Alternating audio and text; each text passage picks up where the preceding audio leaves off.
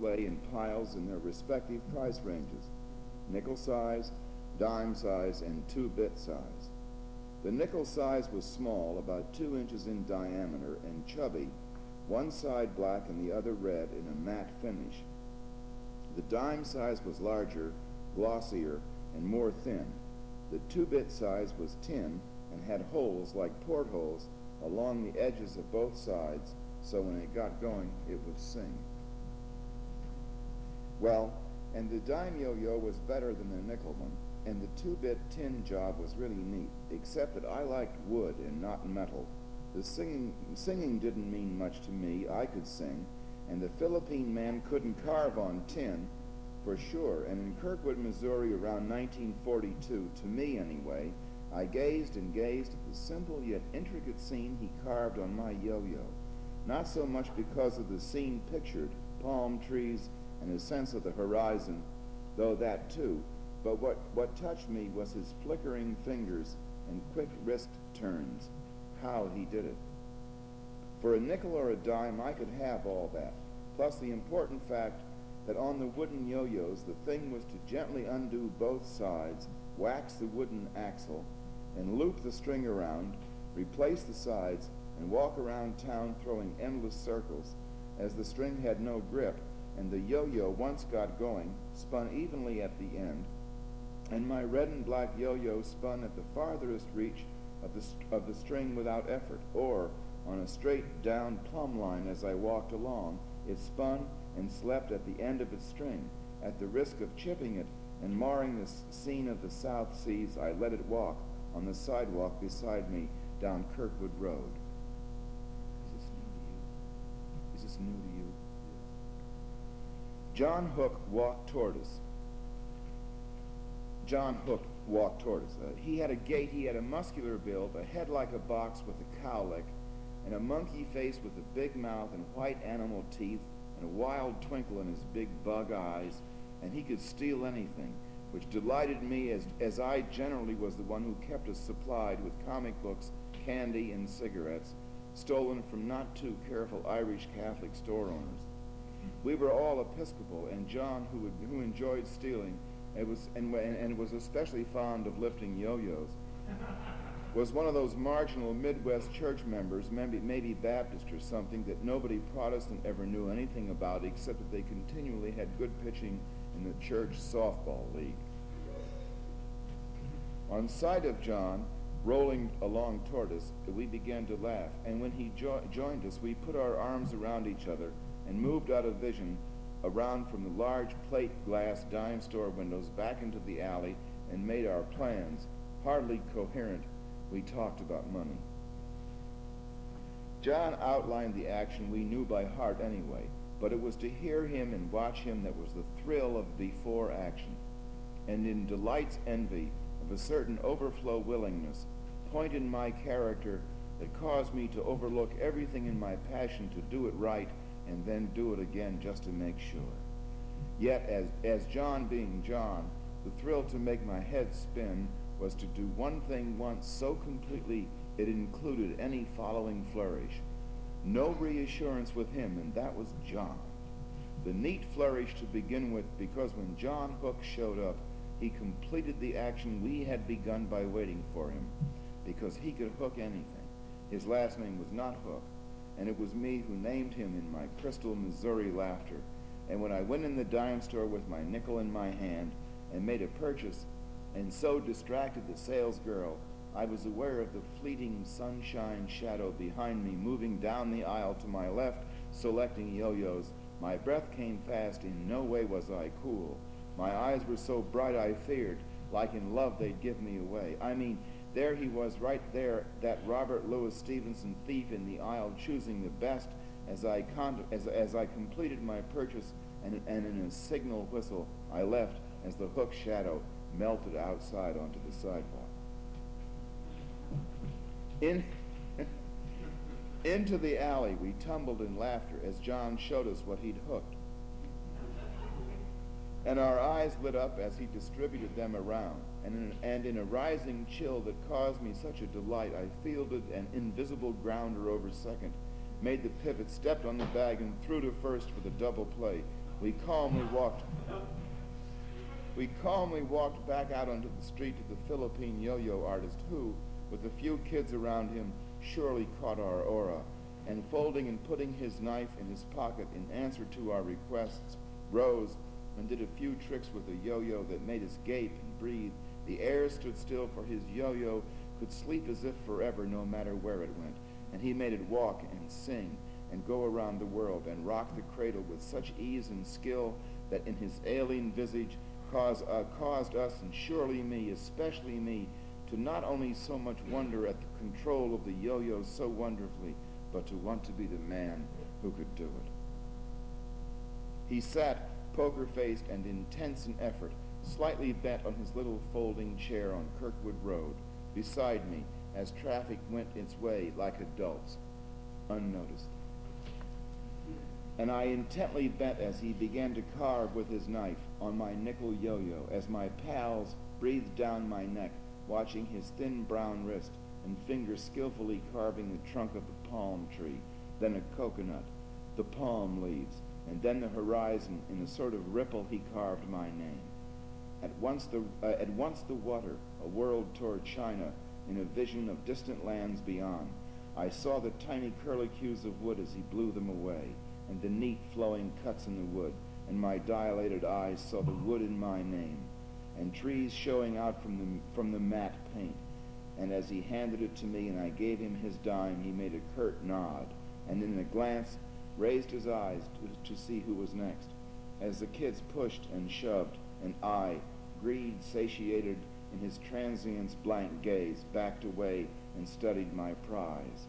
We all compared our yo-yos, and I, staring at my name, was the real thief, or if I could be, I would, to steal and be him.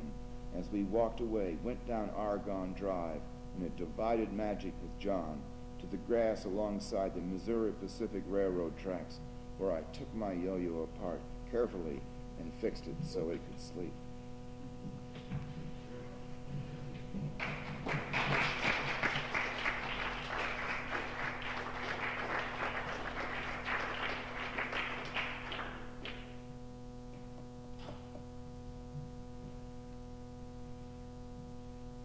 Uncle Charlie.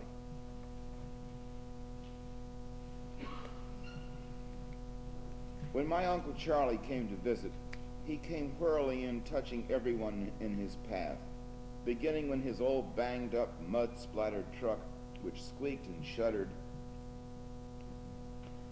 jolted to a stop by the bushes at the end of the front walk. And his thin wife, Eloise, with the baby girl, Serena, in her arms, climbed out of the front seat, and Charlie himself angled out from behind the wheel, yelling at his other 3 daughters in back, who from behind slatted side braces peeped and steadily gazed at the house where I lived. Betty, the oldest and my age, Kathy next, a couple of years younger, and Mary Lou, a couple of years younger than that, though a few years in front of Serena. And they all climbed out of the back of the truck and, laughing shyly, walked big-eyed up the front walk behind their father and mother, all of them poorly dressed, and in their different faces were as clear to me as a birthday in August. An invasion force, fresh in from the farm. They thundered up the front steps, the 3 girls almost blushing with curiosity, but to me they were also a threat.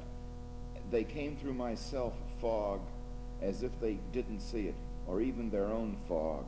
And our house shifted and shook when Charlie banged on the front door, opened it himself, and came in shouting. He had a natural shout and a special greeting. His voice jumped around books, paintings, the upright piano, and a horsehair stuffed furniture in my Victorian house. Darn! Karen, Mary, Kate, Mildred, Essex, I'm here with Eloise and the girls. Auntie Mill, it's Charlie.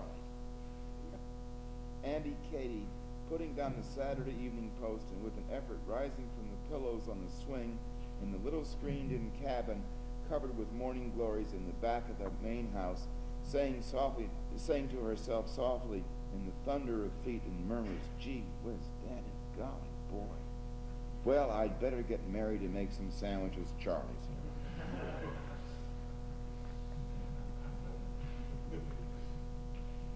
As she left the little building, I heard Mother say, "Dorothy, Charlie's here with Eloise and the kids." "Oh, good," Dorothy cried. "I wasn't sure it would be today."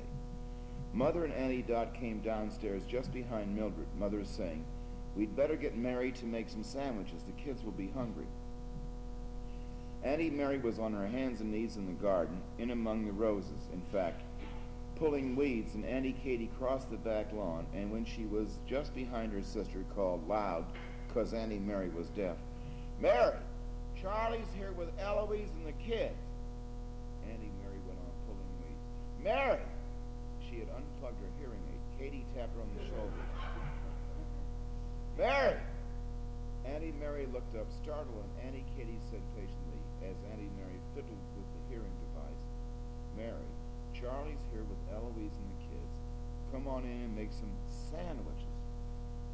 Auntie Mary's face was puzzled as she got all the parts connected and tuned up and in, and then she looked up, making little sounds in her throat. She had a guitar in her throat, and with a warm expression and bright eyes, she said, "Charlie's here?" Katie smiled and nodded and said something about sandwiches. Auntie Mary's face clouded, but then she exclaimed, "I'll heat up last night's soup. There's some left over." Mother appeared on the porch and called across the lawn to Auntie Katie, "Kay, Charlie's here with Eloise and the kids. Tell Mary to come in and make some sandwiches. They'll probably be hungry." Auntie Katie's face darkened, and she said, "I know that, and that's what I'm doing. Tell Charlie we'll be in a minute." Mother's face darkened too, and her eyes got a little chilly, and she said, well, he's here. That's where I got that from. I snuck around the back of the house, went by the cistern, and through the back door into my room, up 2 steps into and along the small back hallway, passing the bathroom, turned left, went through the library and into the living room. I stood behind the glaze and the glass doors, in the doorway by the upright piano, and watched all my aunts and mother embrace their brother, his wife, and 3 daughters, plus a baby that could hardly see, in front of me. The words and sounds loaded with affection and kindness, and I frowned because it made no sense at all. So I smiled. My eyes met hers. "Hi, Cuz Fee," called Kathy, big grin. Then she blushed. I grinned, Cuz Fee. As I made a small return, my heart jumped, seeing her well-ordered, nervous, reckless enthusiasm under dark brown bangs, and with her heavy eyebrows and her dark, flashing eyes right on mine. She lowered them quickly, down along her turned-up nose, making still her red lips in a glint of 2 big radish-white teeth, and I trembled in my tracks as the Uncle Charlie tornado whirled by, missing me, and settled noisily in the living room. I faded around the door jamb into the front hall where they had been standing, and as they moved into the living room, I said with a half-fake smile, and my eyes betraying me as I glanced at my magic cousin Kathy in my curiosity, "Hi, Aunt Eloise." In the shifting crowd, she seemed to turn 4 ways at once, but then, recognizing me, made a crooked, typical smile and discovered herself and said hello. Then she went into the living room and sat down nervously and looked through her round, steel-rimmed glasses out and around the room at everybody, talking at once except her 3 daughters, who sat with their knees together, their feet apart, and their hands in their laps. With hardly a glance at anyone, Eloise asked in a shy, smiling voice, politely, with a caw in it, "Could I have a cup of coffee?" "Fee, dear," Mother said royally, "go out and help Mary in a minute, and so will it be the same." In fact, actually, the meaning of that line is that if you've ever seen music, the orchestra conducted, when the conductor raises his baton, this is the suspense. So this line is the suspense line. Well, I mean, it's quite reasonable that you smile, but I'm saying that. But my editor at Bob's Marrow asked, he said, "Hey, what's that line?" And I said, "When the conductor raises his baton." You're poised. One afternoon I came home from school and there was Uncle Charlie's truck, parked on a tilt in its place by the bushes at the end of the front walk. And letting curiosity in, me and my fog went up the front walk into the house where I saw him in the living room with my Auntie Dorf, talking loudly about crops, the prices, the war, and bad luck. I saw my sister in a chair in the corner, half silhouetted against the front window, and for a second I thought it was Mother smoking a cigarette. Uncle Charlie's voice was tense. I went in quietly, put my books on top of the piano, and sat down on the piano bench and listened. I know, he shouted in. God damn it, I do, Charlie. Well, I do know, Dorothy, and I'm telling you it's bad. I can't seem to do anything right, and nothing seems set up for me to do right. Do you understand? We nodded. He stood up and paced the floor in his faded work shirt, worn dirty overalls, and worn thin-soled shoes. His face was haggard and tired, but gaunt, angry, and wild, and I watched him as he reached into his pocket with one hand and pulled out a three-fingered clump of raw tobacco, and with the other hand a cigarette paper, and as he paced the floor he rolled a cigarette, dropping most of the tobacco on the rug. Auntie Dot said, "Really, Charlie?" And then laughed, and so did my sister, and so did I. And he said loudly he wanted another cup of coffee and not Postum. And raising the cup from the table, he finished it, and as he put it back in its saucer on the table, he staggered to his left, regained himself, and Aunt Dorf said, "No, Charlie, you know what it does to you." He threw his hands in the air and, waving his arms, walked crazily around the room, shouting and grumbling, and she said, "Why don't you rest a while in Mouse and Fee's room?" Then she laughed. He did too and yelled, "Do you think a nap is what I need?" Well, you're tired and upset. A few minutes later, when I was in the kitchen drinking some milk, I heard Dorf say, "Here, take this, Charlie, dear." His responding voice was hushed in humility, honest, but strange, like at the theater. "Thanks, Dot. You've been wonderful. Well, we love you and want to help.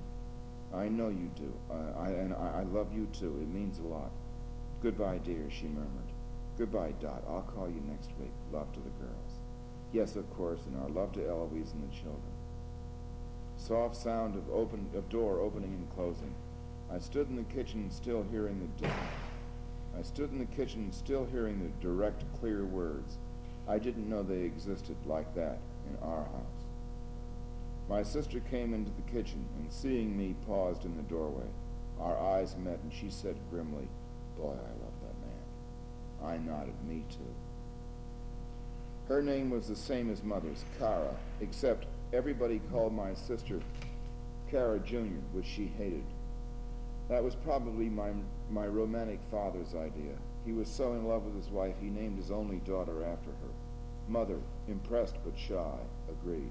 Who could argue with love in those days, in 1925, in New York? We'd all gone out to Uncle Charlie's farm for a visit. He lived in Hillsboro, Missouri, a gasoline station, post office, grocery, and feed store town, and the road up to Charlie's farm went up the side of a hill that was so steep we only drove halfway and then got out and walked the rest. His farm was right on top. Crops were overgrown with weeds, and he couldn't get anybody to help him because he didn't have any money, and even if he had, all the men were at war. He had one man who helped, an old black man who stayed around because there was no place else to go. My sister and me went for a walk. We held hands and went through grass gone to seed. We ate grapes and picked blueberries and flowers, watched bees gather honey, and we chewed the stems of sweet grass and looked out along the wonderful view of the hills and valleys in the four directions under the blue Midwestern sky, where an occasional puff of cloud drifted idly by and alone. She said suddenly, "Look." She knelt at the base of a post where the grapes sagged on wild vines and where the shaft had entered the earth. In sienna she parted large, ripe, brilliant green blades of grass and revealed violets, and I bent, then knelt beside her and we gazed into that tiny little shady corner of the universe, letting our cheeks graze under our tender awe, words flowing on our breath. Gee, was there beautiful, in perfume of earth, grapes, grass, and violets. She let the blades of grass return as they had been, and we rose and returned to Uncle Charlie's farmhouse with its broken furniture, bent utensils, and a despair that likened to that cracked and bare-knuckled poverty we had seen in Florida, Pittsburgh, the mountains of Pennsylvania, and the places along the way to Missouri through the 30s, where the poor people stood in the dust with their empty hands and drawn faces by gas stations, bus depots, and post offices, or by the sides of the roads all across America, in that soft and invisible, vehement, slow-footed move to the horizon. The people, the poor, the people at which my sister and me stared silently, sadly, in our journey to Kirkwood, Missouri, for a place to live, while our father tried to find a job in New York, and everybody stared at the horizon. Then, and in 1941, our father came home to die. And on top of a hill, it turned into Uncle Charlie's sagging and broken corn crib, which fed only the rats, against the future placed in my memory not ever to leave. I sat in the front seat of the car beside my Uncle Mouse, Essex, and when we had begun to drive home, leaving Hillsboro, he glanced at me and said, "You're awful quiet today. What's the matter?" I laughed, and turning in the seat so I could look at him, I asked, "Uncle Charlie's really poor, isn't he?" "Yeah," he said, as the car swung onto Highway 66. "And Eloise and the kids think we're rich." Thank you very much.